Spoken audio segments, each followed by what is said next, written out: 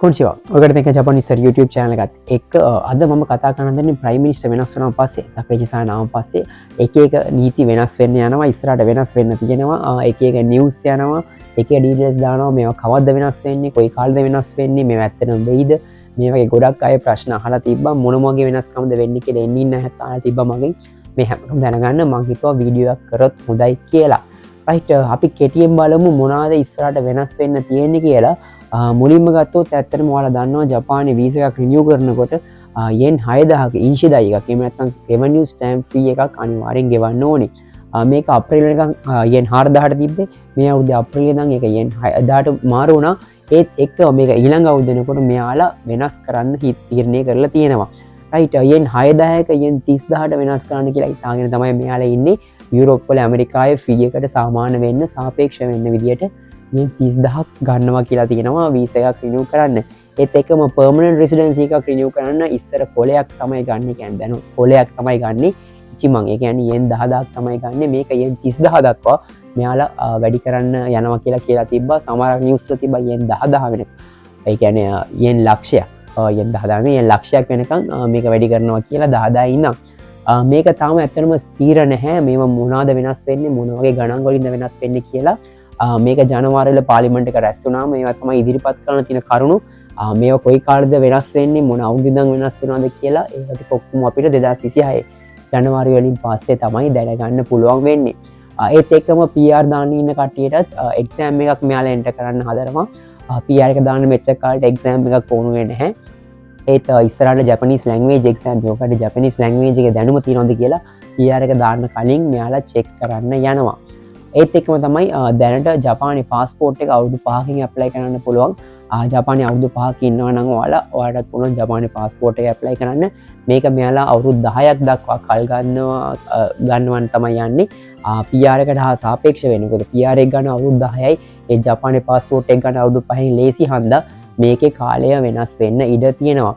Right මේ PR එකට තියෙන එක්සෑම් එකයි ඒත් එක්ක මේ ජපානයේ පාස්පෝර්ට් එක ගන්න තියෙන කාල සීමාව දික් කරන එකයි ගොඩක් දුරට වෙනස් වෙන්න ඉඩ තියෙනවා. මොකද ජපානයේ ගොඩක් වෙනත් රටවල කට්ටිය ඇවිල්ලා ජපානයේ රූල්ස් කඩන ඒවා තියෙනවා. ඒ කට්ටිය කල්චර් එක ෆලෝ කරන්න නැති ප්‍රශ්න වගේ මේ වගේ ප්‍රශ්න මත තමයි මේ වගේ තීරණයක් එයාලා ගන්න තීරණය කරලා තියෙන්නේ. මේකත් තාම හරියටම ස්ථිර නැහැ මොනවද වෙන වෙනස්කම් කියලා. මේ ටිකත් ආපහු පාර්ලිමේන්තු එකේ රැස් වුණාම පාර්ලිමේන්තු එකකින් ඔක්කොමලම ඕකේ එකක් ලැබුණොත් තමයි මේ රූල්ස් ටිකත් වෙනස් වෙන්නේ. රයිට් ඒත් එක්කම ඔයාලා දැක්කලා ඇති ඉස්සර කොල 160ට තිබ්බ පාර්ට් ටයිම් කට්ටිය කියන්නේ ඩිපෙන්ඩන්ට් ඉන්න අයට තිබ්බ 160 වාර්ෂික ආදායම 178 වෙනකන් වැඩි කරන්න කියලා තියෙනවා. එයාලා මේ වෙනස්කම්යක් කරන්න යන්නේ ටැක්ස් එක. එතකොට ඔයාලා ගෙවන්න ඕනේ නැහැ. කොල 178ක් යනකන් ටැක්ස් එක ගෙවන්න නැතුව යන්න පුළුවන්. රයිට් මේකේ අවාසි මොනවද කියලා කිව්වොත් ඇත්තටම ස්ටුඩන්ට් ඉන්න අපේ ළමයිට ලම්කායෙන් ඇවිල්ලා ඉන්න අයට අපිට රටවිල ඇවිල්ලා නංගිලා මල්ලිලාට ඒත් එක්කම ඩිපෙන්ඩන්ට් ඉන්න ඔයාලට මේකෙන් ඇත්තටම ලොකු වාසියක් වෙන්නේ නැහැ. මොකද ඔයාලා දන්නවා ජපානයේ කොළ 100ත් 103ත් අතර ඉන්කම් එක පැන්න ගමන්ම ඔයාලා අනිවාර්යෙන් ජූමින්ස් එක එහෙම නැත්නම් සිටි ටැක්ස් එක අනිවාර්යෙන් ගෙවන්න ඕනේ. ඒකින්ද ඔයාලා කොළ 100 පැන්න ගමන් ආයේ ඊළඟ අවුරුද්දේ තව ටැක්ස් එකක් ගෙවන්න වෙනවා. මේ ටැක්ස් එක අනිවාර්යෙන් ගෙවන්න ඕනේ. ඒකින්ද ගොඩක් අය කොළ 100ට අඩුවෙන් තමයි ඩිපෙන්ඩන්ට් වීසා ඉන්න අය වැඩ කරන්නේ. ඒත් එක්ක මොකද දන්නවා හස්බන්ඩ් ශකයි හොකෙන් එකක් නම් ඉන්නේ වයිෆ් ඩිපෙන්ඩන්ට් නම් ඉන්නේ ඒ ශකයි හොකෙන් එක යටතේම කොළ 120 130 මේ සීමාව පැන්න ගමන් අනිවාර්යෙන් ඔයාලා ශකයි හොකෙන් එකෙන් අයින් වෙනවා. ඊට පස්සේ ඔයාලගේ පෙන්ෂන් එක ඔයාලගේ ඉන්ෂුරන්ස් එක ඔයාලා වෙනම ඩිපෙන්ඩන්ට් හිටියට වෙනම හස්බන්ඩ්ගේට අමතරව ඔයාලා වෙනම ගෙවාගෙන යන්නත් ඕනේ. ඒකින්ද ගොඩක් ඩිපෙන්ඩන්ට් ඉන්න අය අනිවාර්යෙන් කොළ 100න් අඩුවෙන් තමයි වැඩ කරන්නේ. ඒකින්ද මේ කොළ 161 178 දක්වා වැඩි කරා කියලා ඇත්තටම අපේ කට්ටියට මේකෙන් කිසිම වාසියක් වෙන්නේ නැහැ. මොකද ඇත්තටම තේරුමක් නැහැ. ඔයාලා කොහොමත් කොළ 160 වෙනකම් වැඩ කරන්නේ නැහැ. මොකද වැඩ කරොත් ඒ ගන්න ගානෙන් ආයේ කීයක් හරි ඔයාලා ටැක්ස් එකට ඒ වගේම නෙන්කින් පෙන්ෂන් එකට ඒ කියන්නේ කොළ 6ක් පෙන්ෂන් එක කපා ගන්න ඒත් එක්ක ඉන්ෂුරන්ස් එකට මේ ඔක්කොම ගෙවුවන් පස්සේ ඇත්තටම ඉතුරුවක් නැති වෙනවා. ඒකෙන්ද ඩිපෙන්ඩන්ට් ඉන්න අයට ඇත්තටම හොඳම දේ තමයි කොළ 100ට අඩුවෙන් ඔයාලගේ ඉන්කම් එක ගන්න එක. එතකොට මේ කිසි ප්‍රශ්නයක් නැතුව සාමාන්‍යයෙන් ගන්න ගාන ඉතුරු කරගෙන යන්න පුළුවන්.